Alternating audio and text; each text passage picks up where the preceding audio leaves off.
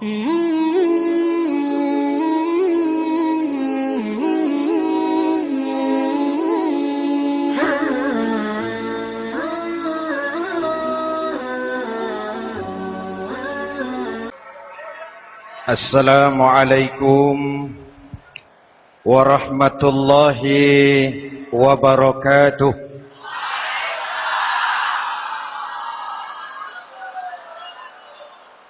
Alhamdulillahi rabbil alamin. Wassalatu wassalamu ala asyrafil mursalin Sayyidina wa maulana Muhammadin wa ala alihi wa sahbihi ajmain, amma ba'du. Saudara-saudara kaum muslimin yang berbahagia,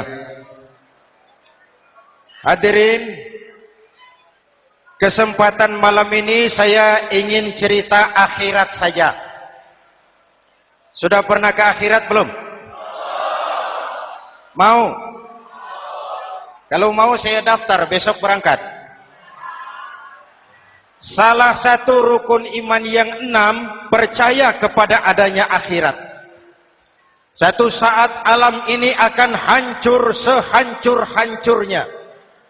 Bumi, gempa, gunung, meletus, air laut tumpah ke darat. Planet-planet bertabrakan, halilintar menyambar, angin topan bertiup. Semua yang bernama hidup, mati, itu kiamat. Lalu kita akan dibangkitkan di padang mahsyar, dibangkitkan dari kubur kita masing-masing. Dan subhanallah, pada saat bangkit dari kubur itu, keadaan muka kita ini menurut satu riwayat berubah menurut amalan kita masing-masing. Jangan heran nanti ada yang dibangkitkan dari kuburnya itu mukanya berubah jadi muka tikus. Hebat sekali, badannya badan manusia, tangannya tangan manusia, mukanya muka tikus. Sebab apa? Sebab waktu di dunia amalannya amalan tikus. Apa amalan tikus itu? Suka menggeragoti barang yang disimpan rapi-rapi.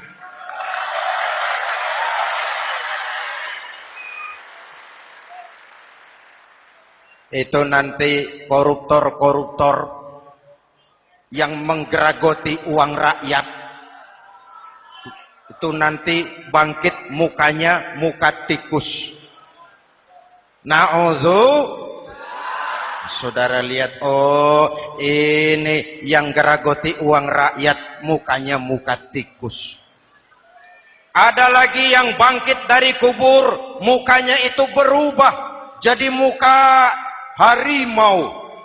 Kenapa? Waktu di dunia amalannya amalan harimau.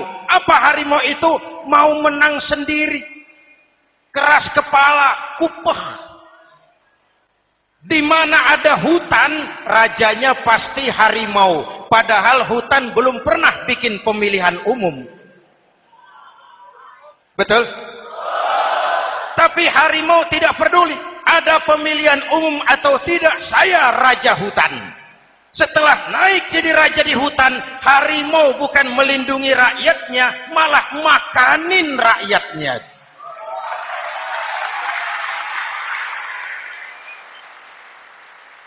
Orang-orang yang mau benar sendiri.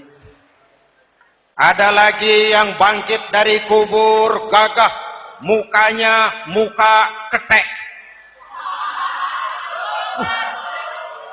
Sebab apa? Waktu di dunia amalannya amalan ketek. Apa ketek itu? Rakus, serakah, tamak. Coba, ketek itu kasih pisang, dimakan. Berikan lagi, pegang, berikan lagi, kakinya yang megang, temannya diberikan, masih dirampas juga, ketek. Serakah, kalau mental ketek masih gentayangan di republik ini, maka pemerataan cuman akan jadi dongeng. kaum muslimin yang berbahagia. Pada saat itu di akhirat nanti, setiap orang sibuk dengan urusannya sendiri-sendiri. Boleh jadi setiap kita lalu akan dimintakan pertanggunggan jawab. Boleh jadi orang tua tidak sempat lagi mengingat anaknya. Saudara tidak lagi sempat memikirkan saudaranya. Tiap orang akan dimintakan pertanggungan jawab. Dalam kondisi seperti itu, Rasulullah mengajarkan sab'atun yudhilluhumullahu yawma la dhilla illa zilluh. Ada 7 golongan manusia yang di akhirat nanti akan langsung mendapat perlindungan dari Allah Subhanahu wa taala. Orang lain sibuk, dia tenang. Orang lain resah dan gelisah, dia ayem. Kenapa? Mendapat perlindungan dari Allah. Sebab ketika di dunia, ia memberikan perlindungan kepada orang banyak. Siapa mereka? Mudah-mudahan kita termasuk salah satu di dalamnya. Mencari perlindungan Allah, lebih-lebih dalam situasi sekarang ini. Pertama, imamun adil. Yang akan mendapat perlindungan langsung dari Allah adalah pemimpin yang adil. Sebab apa? Pemimpin yang adil melindungi banyak rakyat, maka pantas di akhirat dilindungi oleh Allah Subhanahu. Kita ini kan zon politikan. Kita ini makhluk yang tidak mungkin hidup sendiri-sendiri. Untuk melaksanakan hajat bersama, kita memerlukan pemimpin. Memilih pemimpin itu tidak sulit. Dalam fikih, ketika sholat, itu dijelaskan bagaimana cara memilih imam. Siapa yang diangkat jadi imam? Pertama, a'lamuhum. Orang yang paling alim di kampungmu siapa? Angkat jadi imam. Yang paling alim, paling menguasai persoalan, sehingga bisa membawa bangsa keluar dari kesulitan. Pemimpin yang bisa menyelesaikan masalah, bukan yang menimbulkan masalah.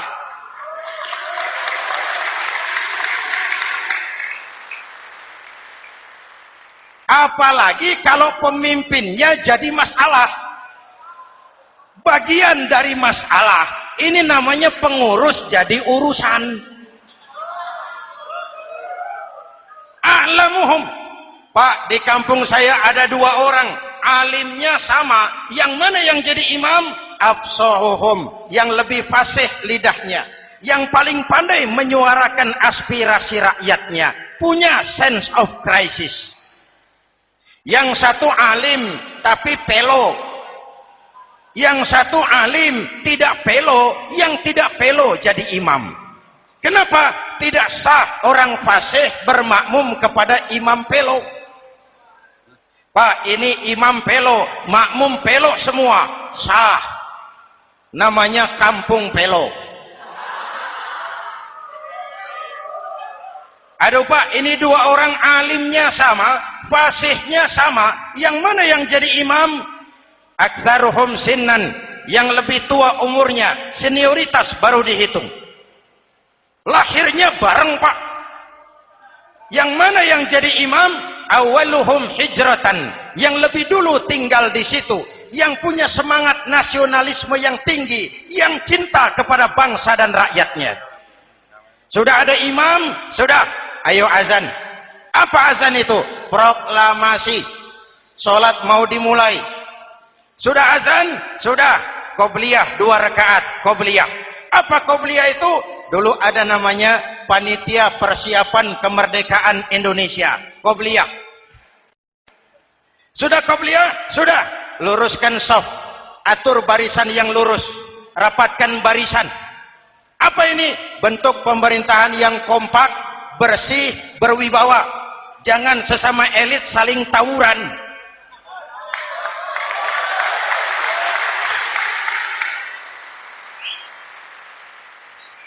Luruskan shaf.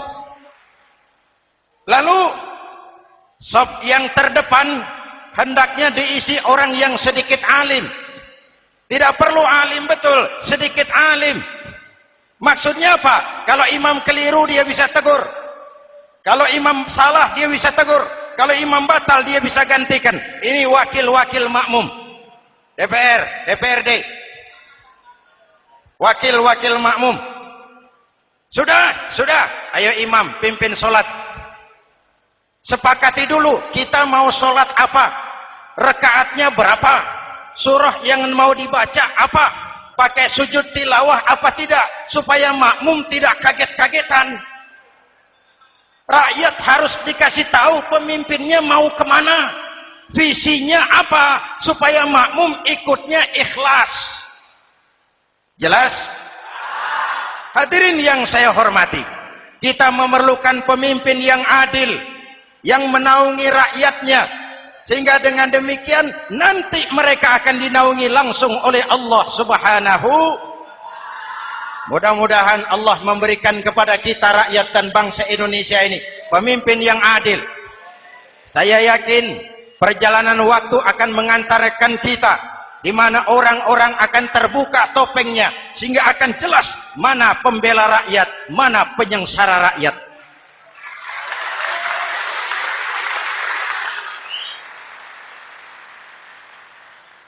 Lalu sebenarnya tiap kita ini kan pemimpin.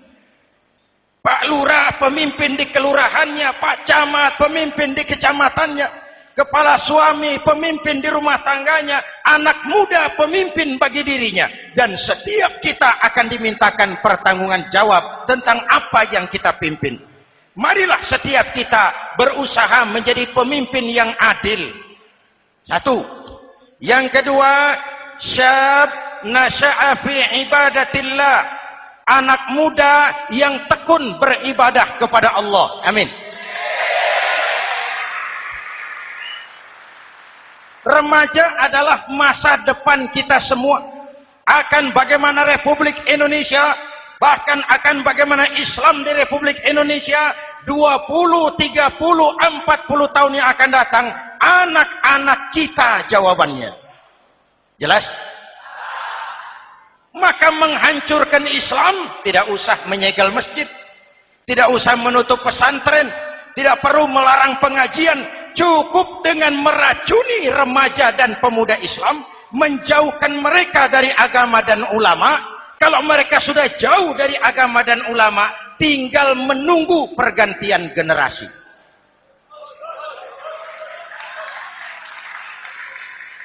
Maaf, kalau yang sudah 60 tahun ke atas, itu saya anggap angkatan selamat.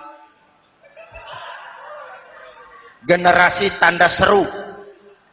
Insya Allah mantap akidahnya, tidak goyah imannya.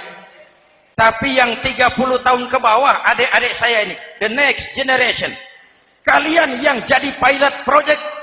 Remaja-remaja Islam, kalau mau jadi remaja dan pemuda modern, jangan dekat-dekat ke masjid kuno. Masjid khusus 70 tahun ke atas. Baca Quran kampungan. Ngaji urusan akhirat. Seiring dengan itu, modernisasi diartikan dengan westernisasi. Kau tidak bisa jadi pemuda modern kalau semua yang datang dari barat belum kau telan mentah-mentah.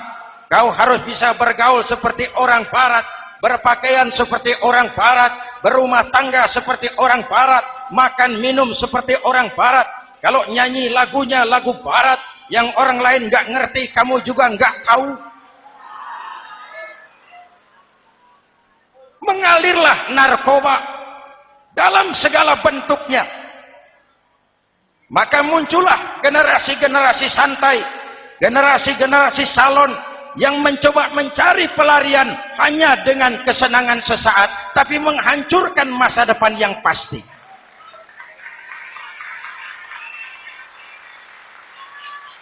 Maka mengalirlah free love, free sex, Samenleben, hidup bersama di luar nikah alias kumpul. Ya sama saja, kumpul kebo, kumpul embek itu sama. Hadirin yang saya hormati, kalau sudah hancur, tinggal menunggu pergantian generasi. Oleh karena itu, adik-adik saya, para remaja, para pemuda, kalian harapan kami semua. Di pundak kalian, kami pertaruhkan hari depan bangsa dan negara ini. Hidup cuma putaran menunggu giliran. Ada saat datang, ada waktu pergi. Ada hari lahir, ada saat kembali. Ada hari dilantik, ada saat untuk menyerahkan jabatan. Hidup cuma sekadar menunggu giliran. Karena itu kepada kalian saya ingatkan satu ucapan orang bijak. Hai anak muda, berpikirlah kau di waktu pagi. Bekerjalah di waktu siang. Makanlah di waktu sore. Dan tidurlah di waktu malam. Berpikir di waktu pagi. Belajar mumpung masih muda. Bekerjalah di waktu siang. Amalkan ilmu itu setelah dewasa. Makanlah di waktu sore. Hari tua tinggal menikmati hasilnya. Tidurlah di waktu malam. Matilah dengan tenang. Kalau pagi kau tidak berpikir, nanti siang kau tidak akan bisa bekerja. Kalau siang tidak kerja, nanti sore mau makan apa? Kalau sore tidak makan, alamat malam enggak bisa tidur.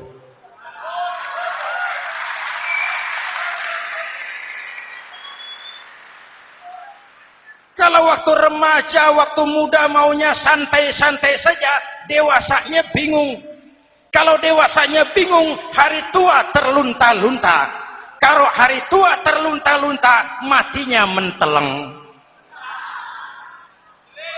Maka lebih baik makan singkong betulan daripada makan roti mimpi. Ayo, makan singkong betulan, makan roti mimpi, lebih bagus mana? Lebih bagus makan roti betulan. Kalau perlu, lebih baik sekolah sambil dagang koran, sekolah sambil parkir mobil, sekolah sambil semir sepatu, daripada petatang peteteng tanpa prospek hari depan yang ada artinya.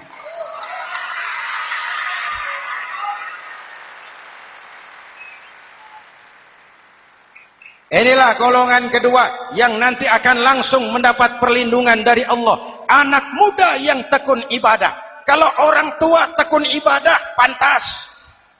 Orang tua rajin ibadah, tidak istimewa. Masya Allah Pak, itu orang tahajudnya hebat, wirid yasinnya mantap, puasanya luar biasa, zikirnya mantap. Umurnya berapa? 70. Wajar.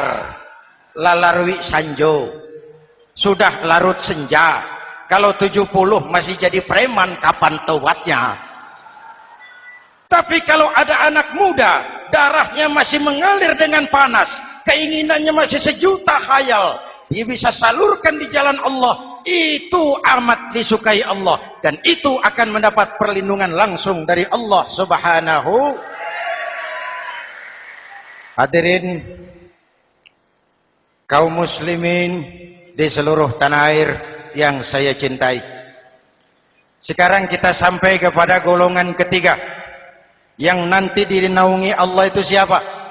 Rajulun qalbuhu mu'allaqun bil masajid. Seseorang yang hatinya selalu terpaut kepada masjid. Masjid memang tempat melaksanakan sholat, tapi lebih dari itu dia adalah pusat kegiatan umat. Umat Islam dengan masjid seperti ikan dengan air, tidak boleh berpisah. Sehingga ada hadis qudsi mengajarkan, inna buyuti fil ardil masajid wa inna zuwari fiha ummaruha. Rumahku di permukaan bumi adalah masjid. Orang-orang yang memakmurkan masjid adalah tamuku. Dari masjidlah terpancar semangat silaturahmi, dan itu yang sangat kita perlukan sekarang. Di tengah-tengah kerentanan kita sebagai bangsa, masjid harus jadi lem perekat. Di sini siapapun yang datang mengucapkan assalamualaikum, betul? Menebarkan salam, menebarkan rasa damai, bersalaman. Kata Nabi, ma min muslimaini yaltaqiyani fayatasafahani illa ghafarallahu dzunubahuma. Apabila dua orang Islam bertemu lalu bersalam-salaman, Allah akan menghapuskan dosa yang terjadi di antara kedua orang itu. Bangsa kita sedang rentan perpecahan. Benih-benih disintegrasi bertebaran di mana-mana. Maka mari kita kembali ke masjid untuk menyusun semangat kebersamaan, meluruskan saf, merapatkan barisan, dan menerjemahkannya di luar masjid. Ini ada kaitannya dengan faktor yang keempat, yang langsung dilindungi Allah. Siapa mereka? Rajulani tahabba fillahi ijtama'a alaihi wa tafarraqa alaihi. Dua orang yang bersaudara, bertemu karena Allah, berpisah karena Allah. Itu akan dilindungi langsung oleh Allah di hari akhirat nanti.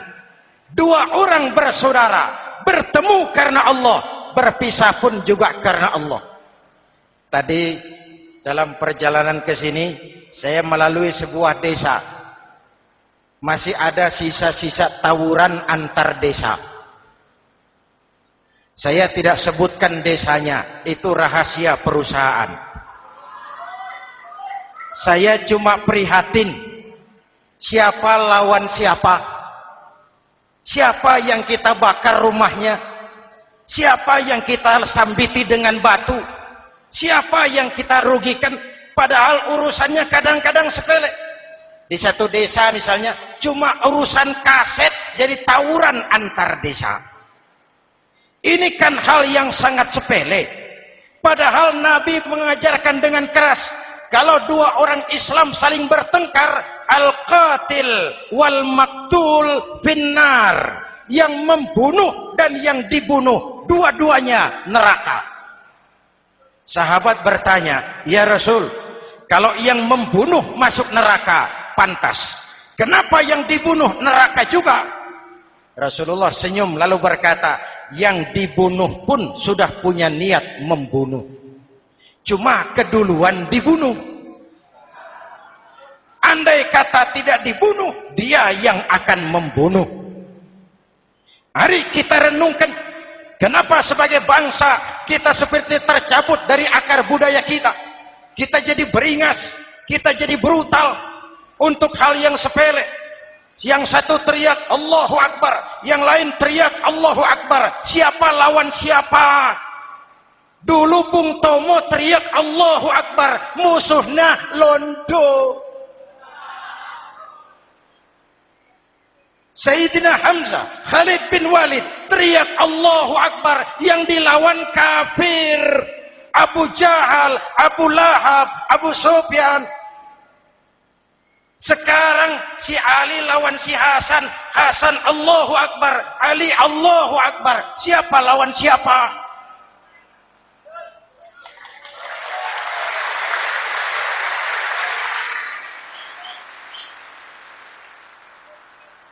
Kenapa kita jadi begitu mudah menggunakan nama Tuhan untuk melampiaskan ambisi pribadi? Kenapa Allahu Akbar yang begitu sakral kita lepas cuma untuk pelampiasan sebuah dendam? Dua orang yang bersaudara bertemu karena Allah, berpisah karena Allah. Itu ukurannya. Kau di jalan Allah, kau saudaraku. Keluar dari jalan Allah, selesai persaudaraan sampai di sini.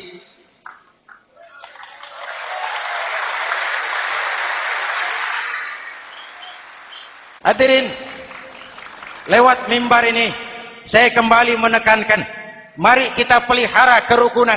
Pertama, rukun antar umat seagama. Sesama muslim harus bersatu. Yuk, kita rukun yuk. Kita kompak yuk. Kita bersatu yuk. Sesama muslim, kaos boleh berbeda, boleh. Jaket boleh tidak sama, silakan. Paham politik boleh berbeda, boleh. Kau lewat sana, saya lewat sini, nanti kita ketemu di sana. Betul? Mari lapang dada menerima perbedaan, tetapi mengarah kepada satu tujuan yang sama. Walaupun bineka, kita ini tunggal. Seperti dilatih di masjid ini. Dua orang yang bersaudara bertemu karena Allah, berpisah karena Allah. Hati-hati, di masyarakat sekarang ini kan lebih banyak tukang kompor daripada tukang lem. Tahu tukang kompor? Hangati sana, panasi sini, bakar sana, sulut sini, terbakar kita, dia lari tepuk tangan. Sudah capek kita rakyat diobok-obok, sudah capek kita rakyat dialamatkan, dijadikan address. Semua kalau pidato demi rakyat, untuk rakyat, buat rakyat, padahal nggak pernah kenal sama rakyat. Kita cuma jadi alamat. Mari kita kokohkan akar kebersamaan. Kita sama-sama anak Ibu Pertiwi. Di negeri ini kita dilahirkan. Air negeri ini yang kita minum. Udara negeri ini yang kita hirup. Kalian remaja, kalian pemuda, lebih bertanggung jawab karena kalian anak Ibu Pertiwi. Hadirin yang saya hormati, maka tetaplah jaga semangat kebersamaan. Ini yang keempat. Yang kelima, rajulun zakarallaha khalian fafadat ainahu. Seseorang yang mengingat Allah dalam kesunyian lalu berlinang air matanya. Tengah malam, dikala orang sedang tidur, dia bangun munajat, gemersik tikar tersentuh tangan, laksana lambaian tangan malaikat maut datang hendak merenggut nyawa. Terbayang dosa yang pernah dia kerjakan, air mata berurai membasahi pipi tanpa terasa. Orang yang munajat semacam itu nanti langsung mendapat perlindungan dari Allah Subhanahu. Saya pernah baca hadis qudsi, merinding bulu kuduk saya mendengar hadis qudsi ini. Terbayang Indonesia saya, Indonesiaku, Indonesiamu, Indonesia kita semua. Apa kata Allah dalam hadis qudsi? Inni la ahammu bi'azabi ibadi. Kadang-kadang aku muak melihat tingkah laku manusia. Aku kepengen turunkan azab. Kalau azab turun di bumi, kita sudah merasakan banjir di mana-mana. Manado banjir, Sumatera Barat banjir, Jambi banjir, Bengkulu, tanah longsor di Purworejo, Cilacap banjir, Sukabumi gempa, Pandeglang gempa, ekonomi terpuruk, antar kampung tawuran, antar elit di atas tawuran.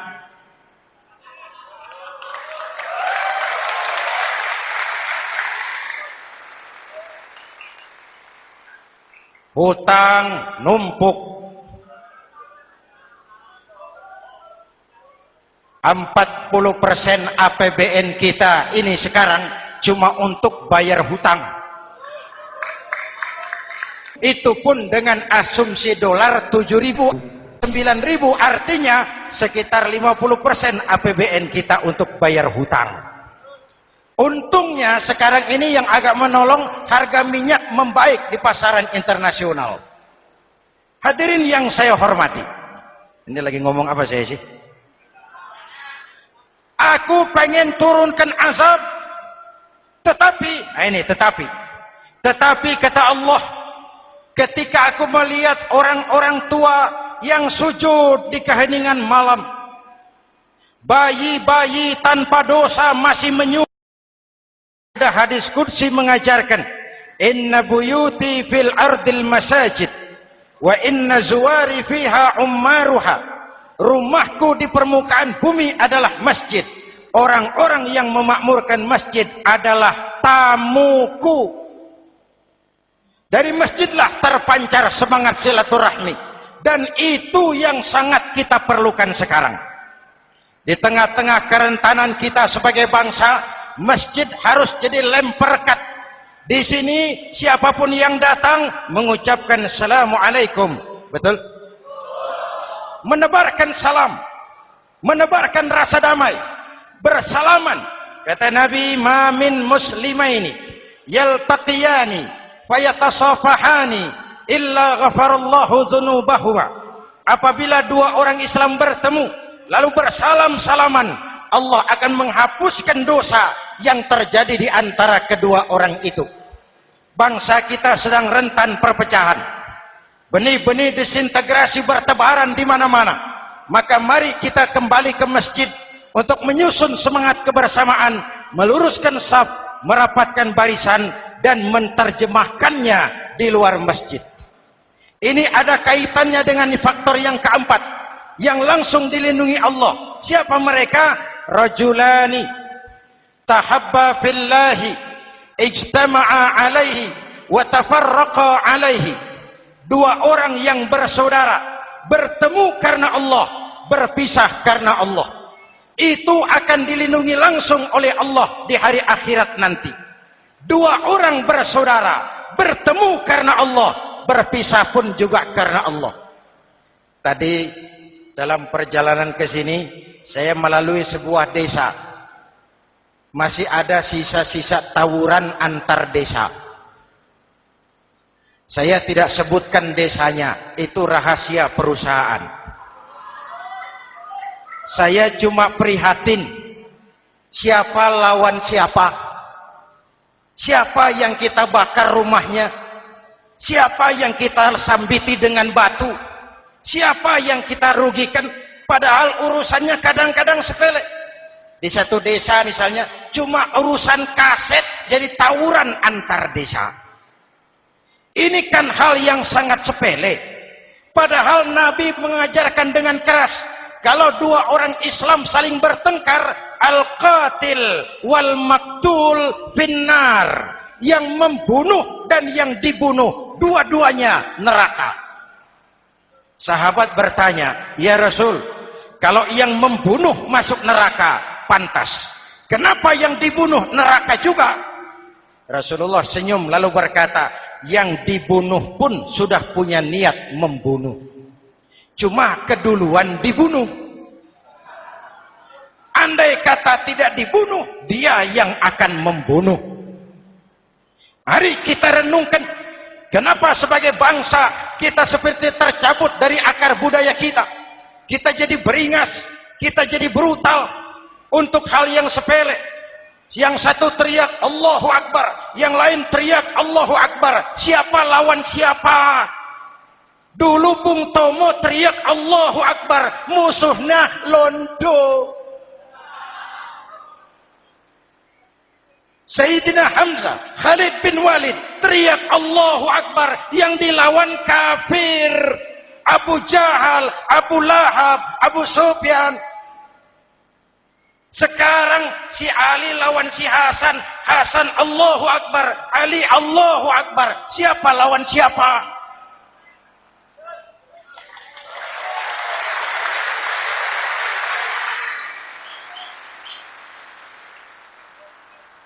Kenapa kita jadi begitu mudah menggunakan nama Tuhan untuk melampiaskan ambisi pribadi?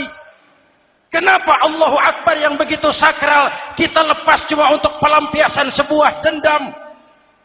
Dua orang yang bersaudara bertemu karena Allah, berpisah karena Allah. Itu ukurannya. Kau di jalan Allah, kau saudaraku. Keluar dari jalan Allah, selesai persaudaraan sampai di sini.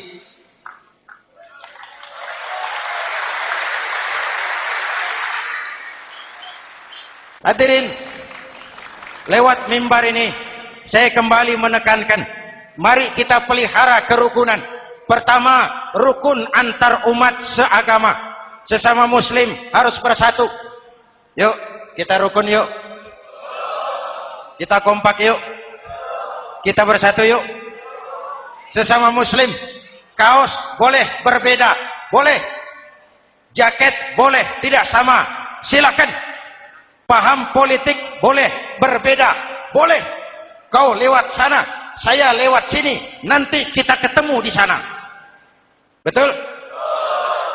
Mari lapang dada menerima perbedaan, tetapi mengarah kepada satu tujuan yang sama. Walaupun bineka, kita ini tunggal. Seperti dilatih di masjid ini. Dua orang yang bersaudara bertemu karena Allah, berpisah karena Allah. Hati-hati, di masyarakat sekarang ini kan lebih banyak tukang kompor daripada tukang lem. Tahu tukang kompor? Hangati sana, panasi sini, bakar sana, sulut sini. Terbakar kita, dia lari tepuk tangan. Sudah capek kita rakyat diobok-obok. Sudah capek kita rakyat dialamatkan, dijadikan address. Semua kalau pidato demi rakyat, untuk rakyat, buat rakyat, padahal nggak pernah kenal sama rakyat. Kita cuma jadi alamat. Mari kita kokohkan akar kebersamaan. Kita sama-sama anak Ibu Pertiwi. Di negeri ini kita dilahirkan. Air negeri ini yang kita minum. Udara negeri ini yang kita hirup. Kalian remaja, kalian pemuda, lebih bertanggung jawab karena kalian anak Ibu Pertiwi. Hadirin yang saya hormati, maka tetaplah jaga semangat kebersamaan. Ini yang keempat.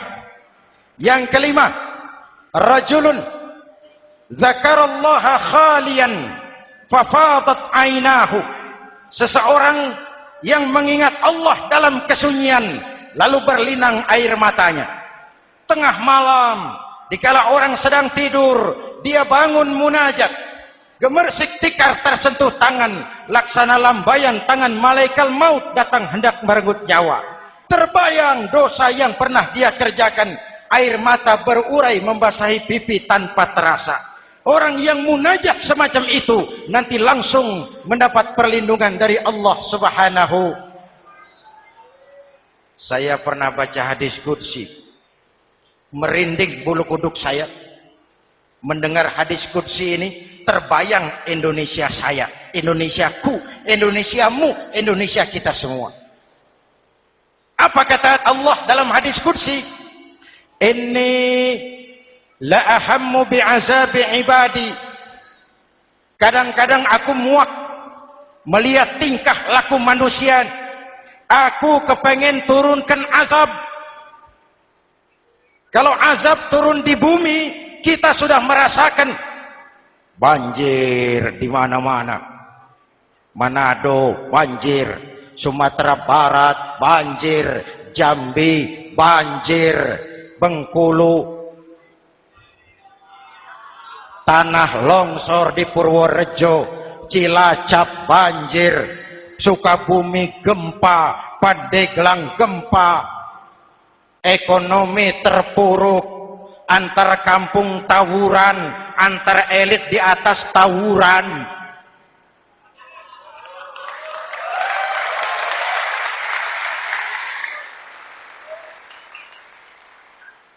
Hutang numpuk. 40% APBN kita ini sekarang cuma untuk bayar hutang.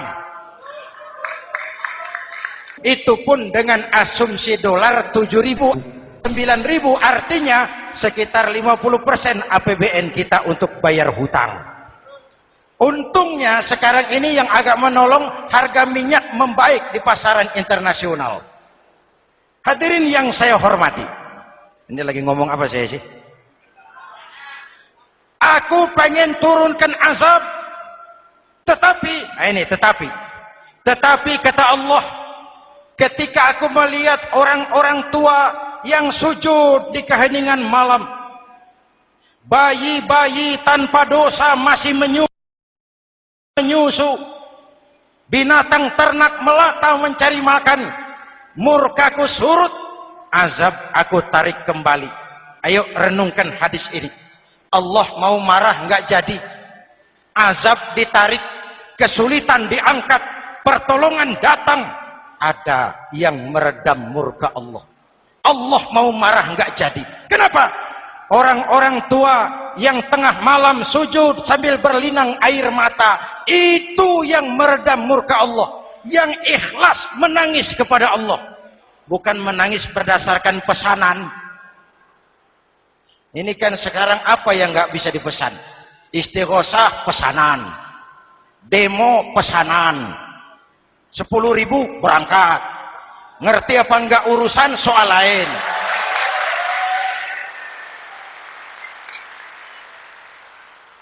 Jadi bukan demonstran, pekerja demo. Orang tua yang ikhlas nangis kepada Allah di keheningan malam, kita hutang jasa kepada orang-orang tua yang ikhlas seperti itu. Itu yang menjaga keselamatan bangsa. Allah mau murka enggak jadi, sepanjang masih banyak orang-orang tua yang sujud di tengah malam. Amin. Yang kedua, bayi tanpa dosa masih menyusu. Tanpa dosa. Binatang melata mencari makan. Sekarang bagaimana kesulitan, gak mau panjang. Mengamalkan hadisnya terbalik. Yang disuruh itu orang tua tengah malam sujud. Bayi tanpa dosa nyusu. Sekarang ini orang tua tengah malam nyusu. Bayi tanpa dosa dibuang ke tempat sampah. Akibat pergaulan bebas, bayi tanpa dosa dibuang ke tempat sampah. Orang tua tengah malam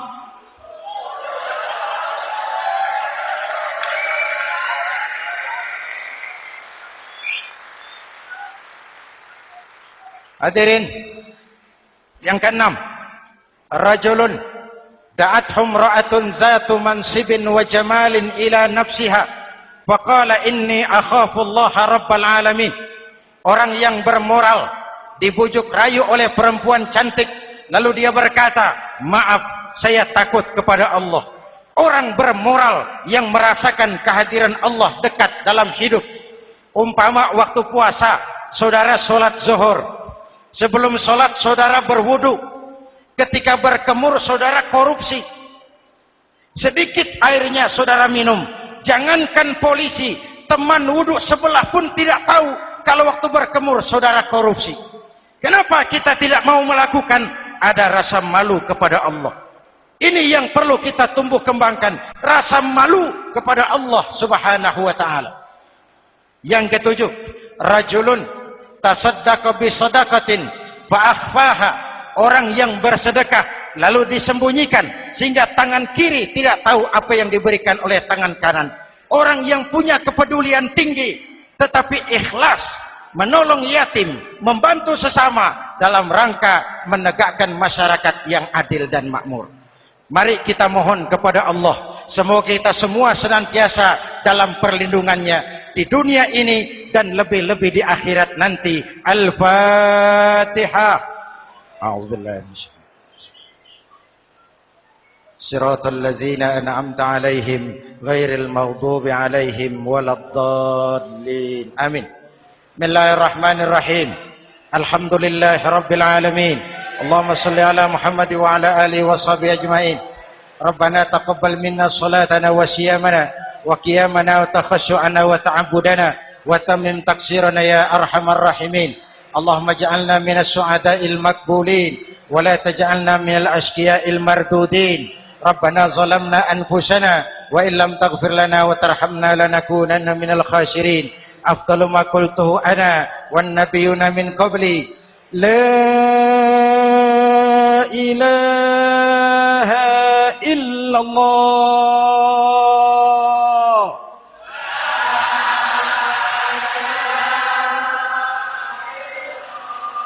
La ilaha illallah.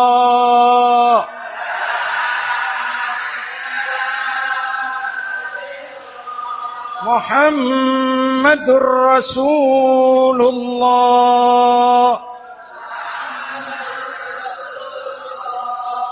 Kalimatu haqqin 'alaiha nahya wa 'alaiha namut wa 'alaiha nubashu insyaallah minal aminin wa akhiru da'wana alhamdulillahi rabbil alamin. Assalamualaikum warahmatullahi wabarakatuh.